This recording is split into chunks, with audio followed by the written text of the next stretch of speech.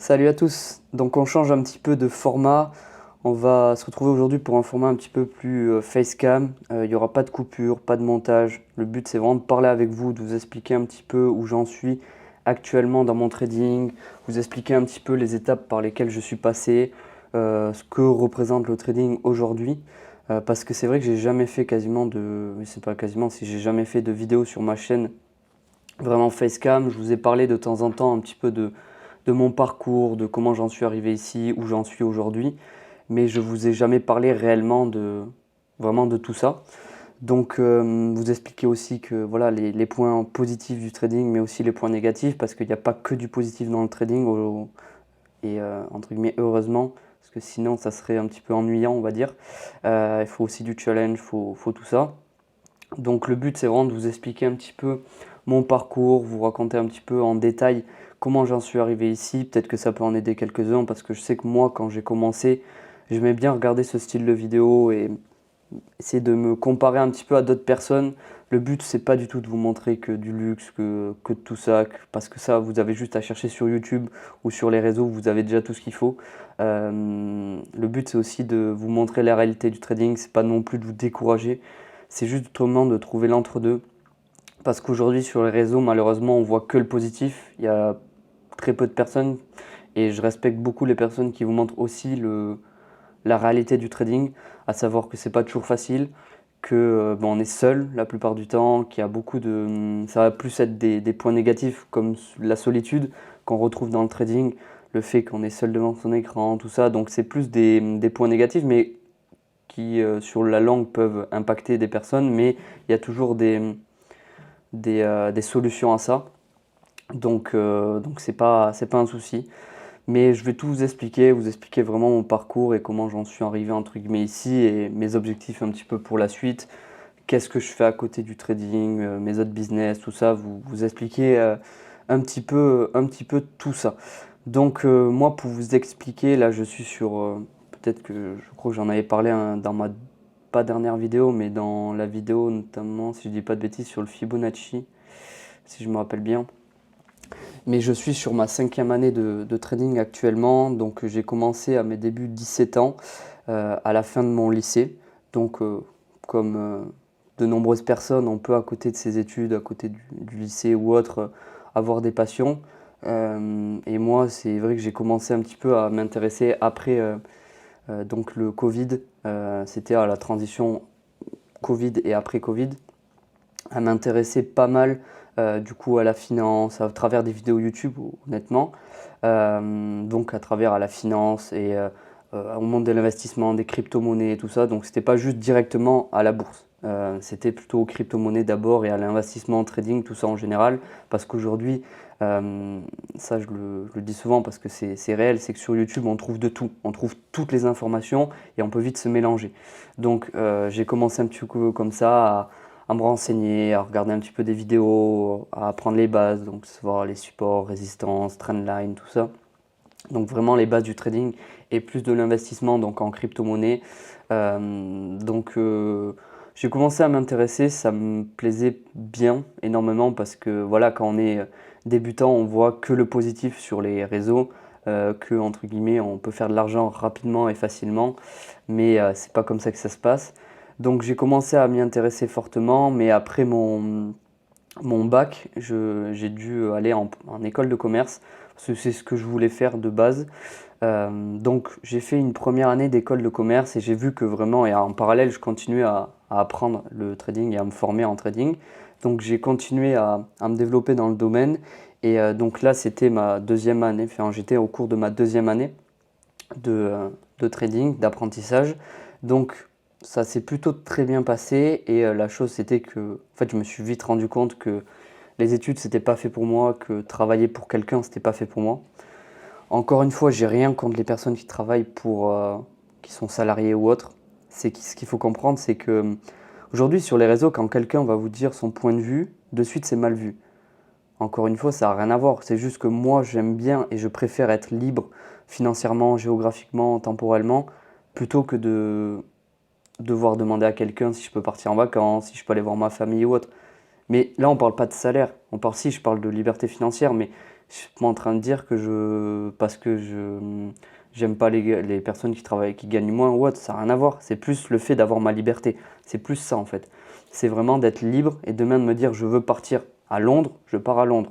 Demain je veux partir quelque part, je pars quelque part. Et j'ai pas besoin, certes, le, le financier rentre en jeu et j'ai besoin d'argent pour partir, mais j'ai pas besoin de demander à mon patron pour partir. Et c'est plus ça en fait, parce que en école de commerce, on a beau dire ce qu'on veut, ce qu'on va faire en école de commerce, c'est sortir. Donc oui, ça j'ai profité, j'ai pas à dire. C'est sortir et nous conditionner pour devenir salarié ou alors les meilleurs dans des grandes écoles. Mais moi, j'étais pas dans une très grande école, honnêtement. Euh, donc à devenir peut-être avoir un bon poste, mais on ne nous enseigne pas l'entrepreneuriat. Et moi, j'ai toujours voulu être entrepreneur avant d'être trader.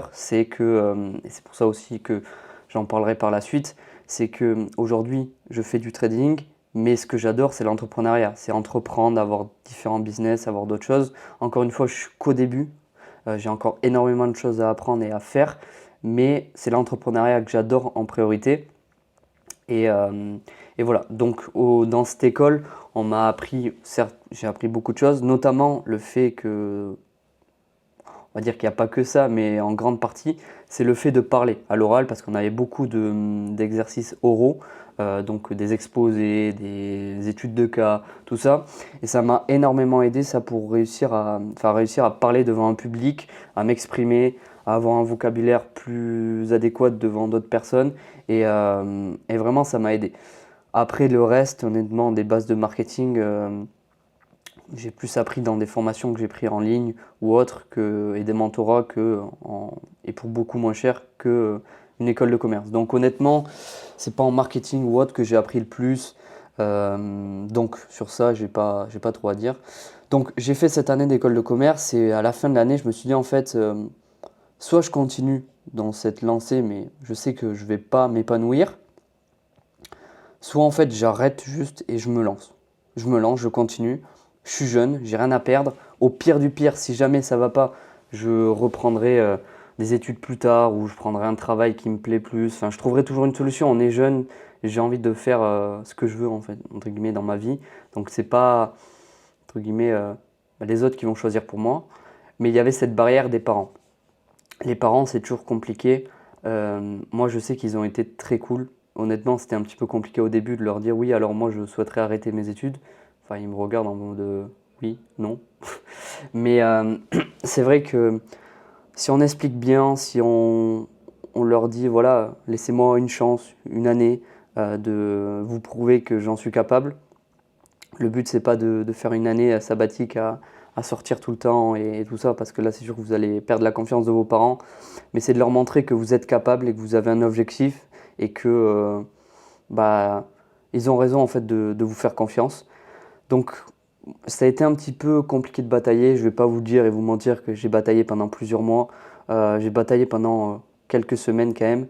Euh, leur montrer, leur prouver, parce qu'il faut leur prouver en fait. Il n'y a que les chiffres et que les actes qui montrent, qui prouvent. C'est pas juste avec les paroles. Les paroles ne prouvent rien. En fait, c'est que aujourd'hui, c'est comme quand vous allez voir un trader ou autre, ce que moi je montre, notamment sur mon compte Instagram ou sur mes réseaux, c'est des preuves. Quand j'affirme que je trade, je montre des preuves de retrait, des preuves de mes certificats propres firmes, tout ça, parce que c'est du concret en fait. J'ai beau vous dire ce que je veux, vous dire que je fais tant, si je vous montre pas de concret, en fait, il n'y a rien. C'est la même chose avec vos parents, avec tout ça. Donc ce qu'il faut comprendre, c'est que vous allez devoir prouver à vos parents que vous en êtes capable, que vous en êtes capable d'avoir des résultats, d'avoir tout ça. Donc pour ça, ben, il n'y a pas de secret, il faut avoir des résultats. Vous n'allez peut-être pas avoir de suite des résultats financiers, mais que ce soit, je ne sais pas moi, leur montrer que vous avez des résultats sur ce que vous avez fait sur la journée, sur la semaine. Voilà, j'ai apprécié après ça.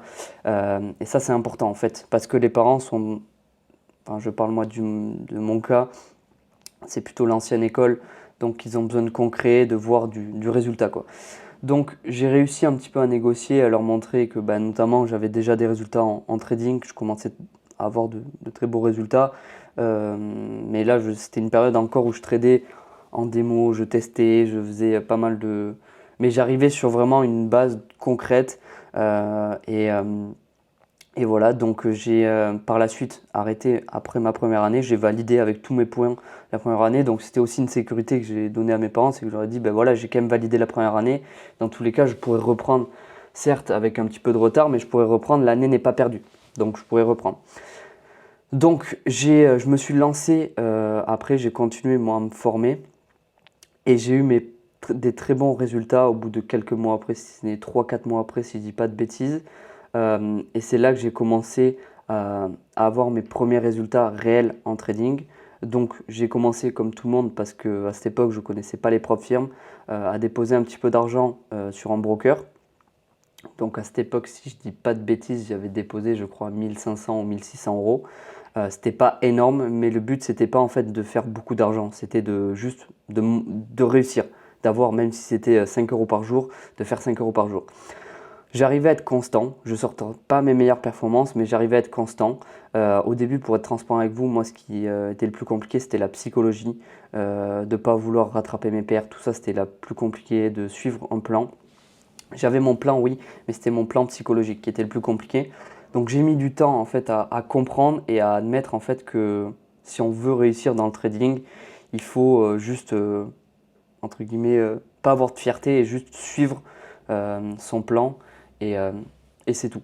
Donc c'est ce que j'ai fait au bout d'un moment. En fait, je me suis vite rendu compte et ce qui m'a un petit peu aidé, on va dire, à me rendre compte que bah, j'étais qui en fait pour prétendre faire du 50% par mois, comme ce qu'on vous montre sur les réseaux, qu'avec des techniques on peut faire du 30, 40%, 50% par mois, alors que je vous assure de suite c'est totalement impossible de faire du 30, 40%, peut-être sur un mois, en risquant, je sais pas, 5, 10, 15% par trade.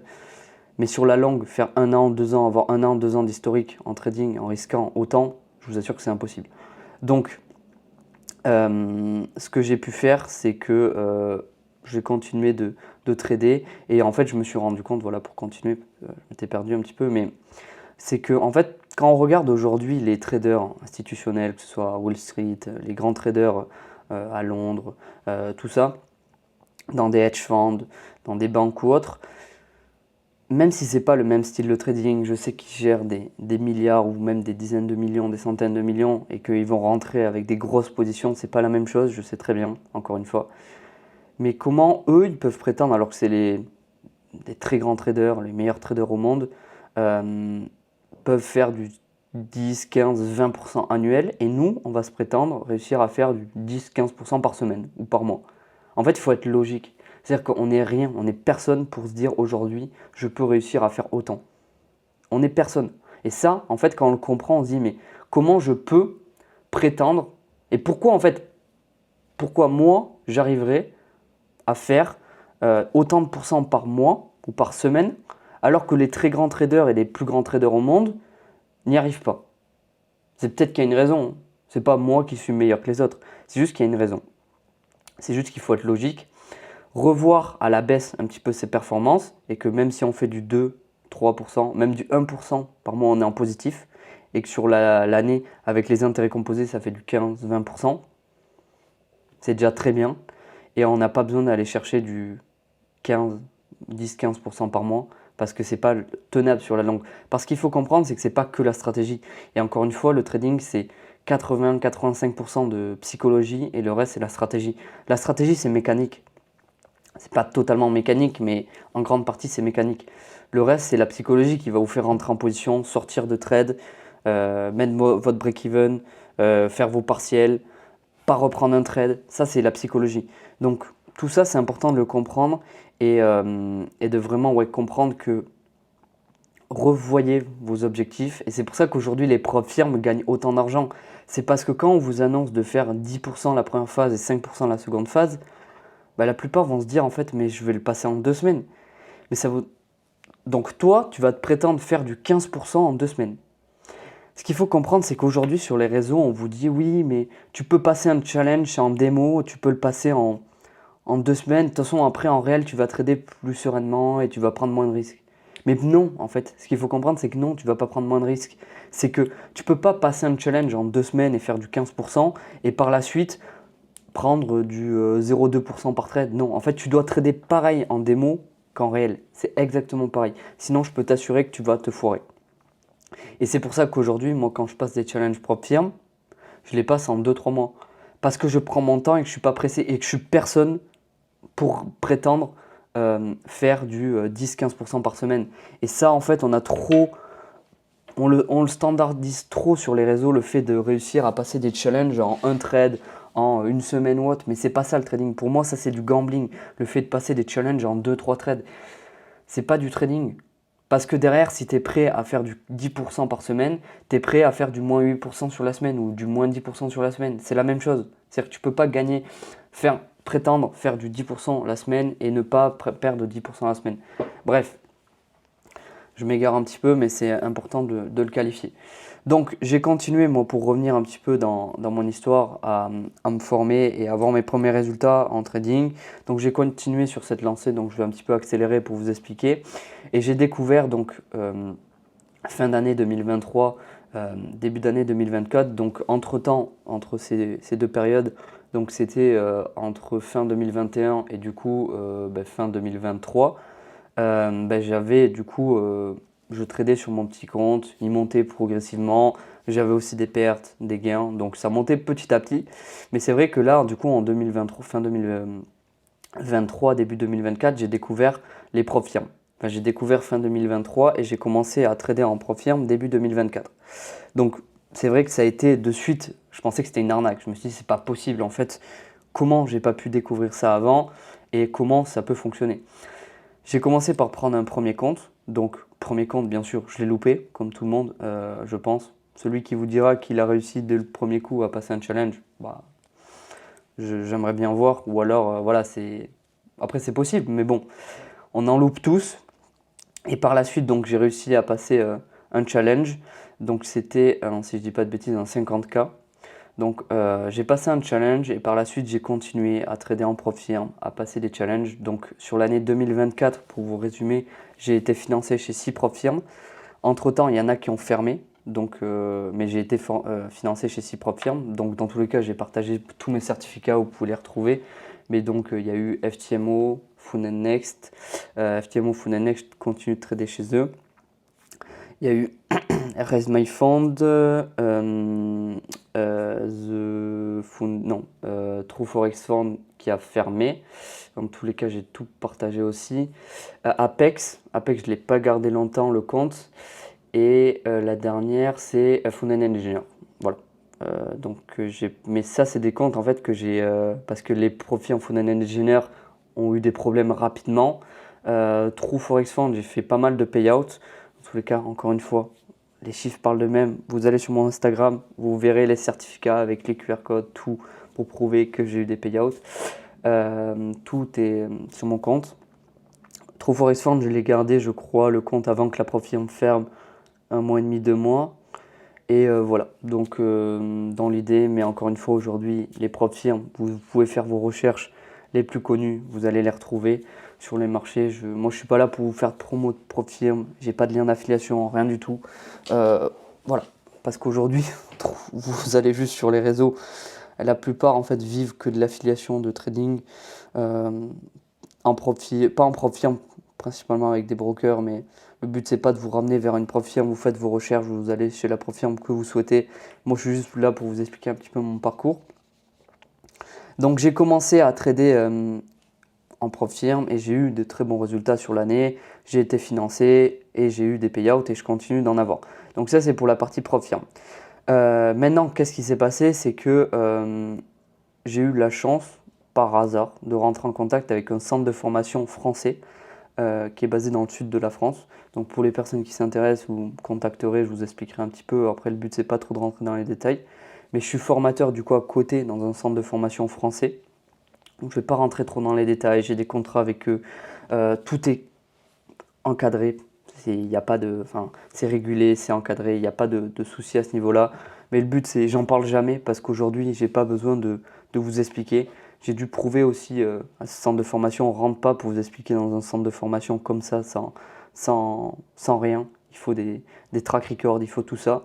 Et aujourd'hui, les profs firmes m'ont bien aidé pour apporter un track record parce que ça aide vraiment à avoir un beau track record et de belles performances. Donc ça, c'est un petit peu pour la partie aujourd'hui dans mon trading. Donc oui, aujourd'hui, j'accompagne un petit peu des personnes. Et ça, vous pouvez le voir, notamment sur les réseaux. J'ai commencé à me lancer un petit peu sur les réseaux. C'était notamment en septembre. Donc ça a mis un petit peu de temps avant de fonctionner. Du moins, je ne l'ai pas fait de base pour de suite vendre quelque chose.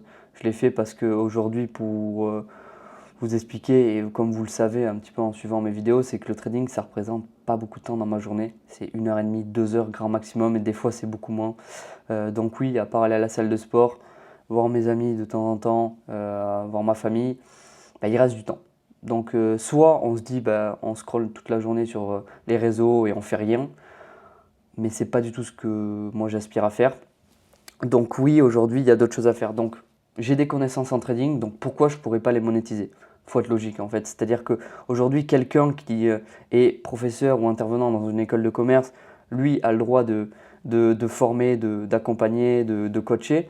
Mais moi ou d'autres personnes qui sont sur les réseaux, qui ont des résultats, qui ont prouvé qu'ils étaient rentables ou autre, pourquoi on n'aurait pas le droit en fait d'accompagner?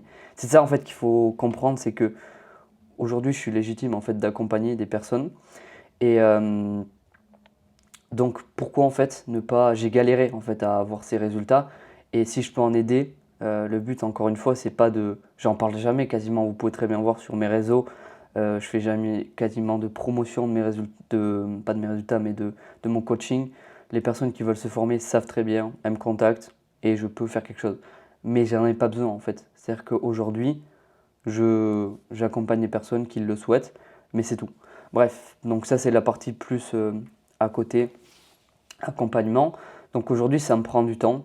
La création de contenu, j'adore faire ça parce que le trading, comme pour revenir un petit peu au début, les soucis que j'ai aujourd'hui dans mon trading, on va dire, c'est qu'il y a beaucoup de solitude. C'est-à-dire, on est seul la plupart du temps devant son écran, même si ça représente une petite partie du temps, mais on est seul, on s'enferme vite quand on est en école de commerce ou quand on est en études, à la fac ou autre, on voit du monde, on a des soirées, même si c'est pas ce que j'aspire à faire, mais on voit du monde en fait, et on peut dire ce qu'on veut, même si aujourd'hui, voilà, j'ai beau vous dire que moi ce que je veux c'est être libre, ne pas entre guillemets faire comme les autres ou autre, mais ça fait du bien de voir du monde, et on a besoin d'avoir un socle, d'avoir des amis ou autre, et de voir du monde régulièrement.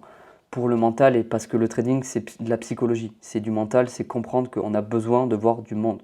C'est très important.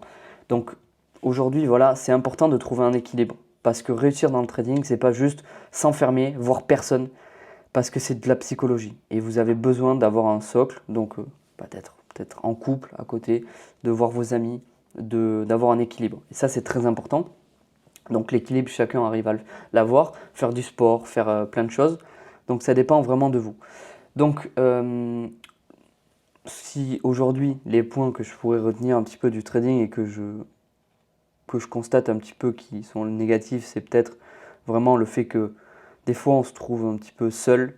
C'est un peu dommage. On est souvent seul face à soi-même quand voilà, on a une perte ou autre, même si on a beau dire ce qu'on veut, et ça j'en avais parlé à quelques reprises dans des vidéos, c'est que on a beau dire ce qu'on veut, mais une perte ça impacte toujours un minimum.